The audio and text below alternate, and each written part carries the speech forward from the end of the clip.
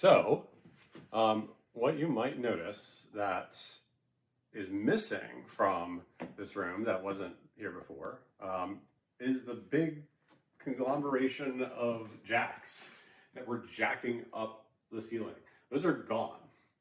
And in their place is the finished contraption of the LVL beam that I talked about in one of our prior blog posts and prior videos, where we have this beam now that goes all the way from this wall through the middle of the room to this wall. And all these joists that were previously sagging in the middle of the room were pushed up by those jacks and are now attached to this joist via all these joist hangers here. So that's the end product. That's kind of like where we've been looking to get to, the journey we've been on. How did we get here? Well, first off, we had to build some temporary walls. So you see this big pile of wood. What we did is we put some 2x4s on the floor and on the ceiling, and put one here, and then also on the other side. And we cut these 2x4s and slammed them in with mash hammer. So they're a little bit big, and as we were tapping them in to get them level, it was actually starting to push up the ceiling just a little bit more. What's the name of your mash hammer? My mash hammer has been named, as of this weekend, Lumpy. Because it's like a big lump. Right. So we built this temporary wall, and each of the posts in the temporary wall were directly underneath these joists. So this is a very well supported wall here, and then another one right here. So it gave us a little bit of space in the middle. We removed the jacks and the whole contraption April and I have been working with for the past, I don't know, month or so. And that was a relief by itself, to just get that out of the way. And now everything was supported by these two temporary walls. So what we did now is cut. We cut out the middle of these joists. So that was sort of the point of no return, right? The point of no return being, we didn't just have temporary walls up. Now we have basically made it so these walls were holding up the entire second floor via these joists. So we had this gap cut all the way along. What we did was we snapped a line using a chalk line on both sides, used a Sharpie, which April so nicely lent us, to make marks, and then used our saw here, handy dandy saw that April likes to call like lightsaber, and we cut through. And that was a lot of work. That was a big part of the day. So in addition, we took out what was here.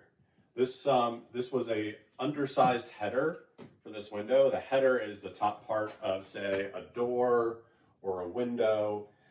It actually supports most of the weight of that area of the wall, because otherwise it's just glass or it's a door. It's not structural. So that's why you have these, in order to provide additional structure over an open area like this. In addition, we also cut out a lot of the framing here, because the framing was all wackadoo. It was all over the place, crazy. Who knows why they did it that way. And it was missing big chunks. There was missing framing here. There was missing framing all over the place. There was framing that was added in the middle, which I don't know what they thought it was supposed to do. So we reframed this, put in a new king.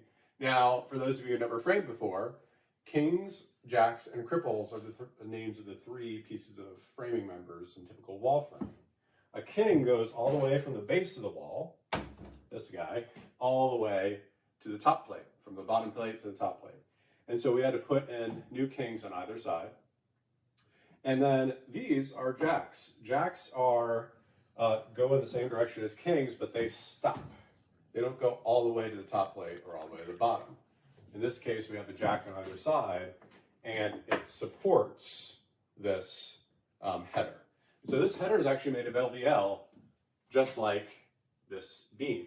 LVL is short for laminated veneer lumber. It's just basically a bunch of wood all smashed together and glued. So this thing is super heavy. It's doubled up. The original one was short, so you could actually see on top of it, which you're not supposed to see. It's supposed to be really wedged in there and actually supporting the beam above it. So this one is, we just put this in today. So, but I digress. This wasn't here yesterday. This was open. We had to take it out so we could put this LVL beam in. And we didn't put it in all as one beam. Instead, what we did is we took one beam, we tried to put it in. And what we did is we opened up the window. So, we opened up the window here. And we stuck the beam through. And then, I'll close the window for cold weather purposes. We stuck the beam through and tried to push it up into that wall cavity. Reason being, we had to actually push it up further than we would have it normally into this cavity, so that way we could push it up on the window side over here and onto the top of this beam. You can see this beam right here. It basically rests, this beam goes across the entire length of the room. That LVL is resting on top of that. So we had to be able to kind of like push it in, lift it up, and push it back on top of that beam. So first time we tried that, it didn't work so well because of friction. We didn't have enough room in that gap up there to actually move the beam so we could lift it up. So what we did, we took the beam out and we cut. So if I use this 2x4 as an example here, we cut just section off the top of the LVL. So then when we put the LVL at an angle, it could pivot more and allow us to stick it in that gap and pivot it back up. And so that's what we did, and that worked. We got one of them in, and then we did the same thing with the second one. The second one was a little harder because now you've got the friction of not only all the things that you're lifting, but also the first LVL beam. So I actually had to, if you come with me, had to create a hole in our ceiling. And then, well, why did you need to do that? Because I needed to take my hammer here, hello, Bumpy, and I had to hammer the second beam into place because it was stuck. It was stuck further inside the hole than it should be. So I had to hammer it so that way it would go over the window. So that happened. We got that all in place.